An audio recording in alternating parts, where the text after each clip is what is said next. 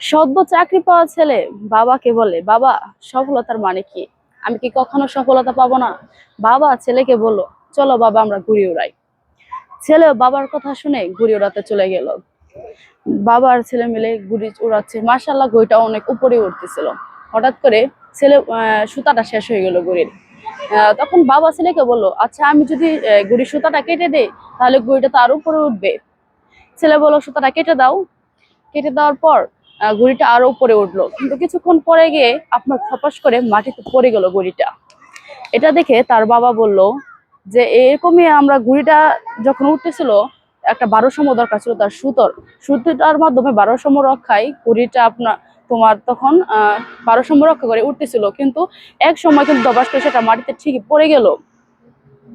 এটাতে আমরা বুঝতে পারি আমাদের যে পরিবার, সামাজিক রীতিনীতি, অনুশাসন রয়েছে, এগুলো আমাদের একটা সুতোর মতো কাজ করে যে কোনো সফলতার পেছনে।